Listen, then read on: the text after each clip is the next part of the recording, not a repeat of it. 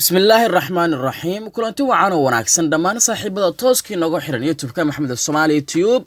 waxaad ku soo dhawaataan barnaamijkii ciyaaraha YouTube-ka Maxamed Soomaali YouTube aad kala socotaan maalin walba marka laga reebo maalinimada Jimcada dhamaan saaxiibada inaga cusub waxaan ka codsanayaa inay subscribe-ka taabtaan gambalelka ay furtaan sidii goor walba inuu toos u wada socno aad u mahadsantihiin qodobada xiisaha badan aad barnaamijkan idinkugu hay maanta ku dhageysan doontaan hadduu eeboweyne raali uu ka noqdo waxaa qayb ka noqon doona Antonio Griezmann oo go'aan cad ah uu gaaray kaga yaabsaday kooxdiisa Atletico Madrid xulka South Africa oo garaacay Masar si lama filaan ahna uga reebay tartanka ayaa kiisoo shuruud hor leh ku xirtay Juventus qorshaheeda la siixitaanka ciyaaryahanka Delight qodobadaas mar kale aragti cudun saaxiib yaal qodobadii hore aad maqasheen iyagoo intaasi ka faahfaahsan wargeyska Mundo Deportivo dalka Isbaanishka ayaa sheegay in xidig reer Faransi Antonio Griezmann uu jeexay istiraatiijiyad cusub uu doonayo inuu kaga fogaado inuu qayb kaga noqdo tababarka Atletico Madrid ugu diyaar garoweyso xil ciyaareedka cusub ee sanada 2019-2020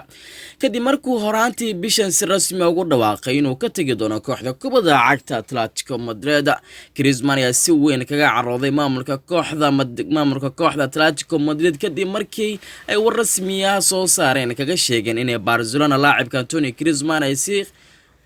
qarsoodi ah u wada hadleen ka hor kulanka Juventus ee Champions League waxayna ku wargeliyeen inuu qayb ka noqdo tababarka kooxda ugu diyaar garoweyso xil ciyaareedka cusub. Griezmann ayaa sidoo kale u arkay bahdilaad in lambarka 7 ee isaga u xirnaa kooxda la siiyay ciyaaryahan cusub ee dhawaan yimid kooxda kubadda cagta Atletico Madrid waana John Flakes.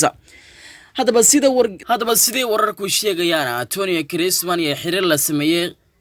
qaranada Atletico Madrid wuxuuna sheegay in doono lacagaha lagu kansalayo inuu ka tago kooxda kubadda cagta Atletico Madrid. waa talaabo ka hortagi doonta in xidiga heerka caalamiga reer Faransa uu bixiyo lacag kasta magdhow uu asagu bixin doono kaga tagayo kooxda kubadda cagta Atletico Madrid.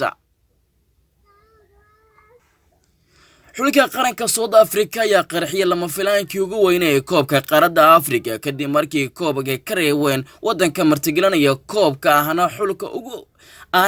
ugu awood badan koobkii Masaarida. kulanka ayaa mid aad u adag labada xulna kuwaas oo ku jiray digdoonaan gaar ah isagana ilaalinaya in laga dhaliyo golol koox kastaba. xulka South Africa ayaa midka ugu fiican dhanka weerarka rogaal celiska halka xulka Masaarida maamulayeen kubadda laakiin ku dhibaatoonayeen inay sameeyaan fursado badan oo halis ah. waxaa barbaro goolaana ku dhamaatay qaybtii hore ee ciyaarta oo labada xulba soo bandhigeen ciyaar qurux badan. qaybtii dambe ayaa labada xulba bilaabeen qaab weerar ku dheehan tahay kubadda. xulka Masaarida iyo kubadda haysashada qaybta dambe ee ciyaarta gaarsi ilaa 60 halka xulka South Africa kaliya ka badnaayeen 40 laakiin dhanka weerarka rogaal celiska ay ka fiicnaan xulka kubadda cagta ee Masaarida. daqiiqadii 86 ee xulka South Africa dhalisay goolka koowaad ee ciyaarta iyagoona u dhaliyay xidiga Dembogesto oo ka soo ciyaarta ka dhigay gool ee xulkiisa ku hogaaminaya ciyaarta. waxaa sidaas ku dhamaatay ciyaarta oo xulka South Africa tartanka kaga reebay xulka martigelinaya koobka ee Masar sidaana isaga haray isdamaadka koobka qaarada Afrika. waxa waji kala yeeshay wada hadallada u dhaxeeya kooxaha Juventus iyo Ajax ku aadan la soo saxiitaanka xidiga daafaca kooxda AS Manchester United. kooxda reer Netherlands ayaa iska diiday dalabkii ugu horeeyay Bignore ka ku gudbisay daafac dhalinta yar iyadoona ku adkeysanaysa inay xidigada ku iibiso lacag dhan 75 milyan. AS ayana hadda dardar gelinaysa qorshaha kale ee Juve kula siixan karto Delight. kooxda The Old Lady ayaana qaadan doonta arintan maadaama ay muhiim u arkaan in ciyaaryahanka Delight ay 75 milyan ay ka bixiyaan.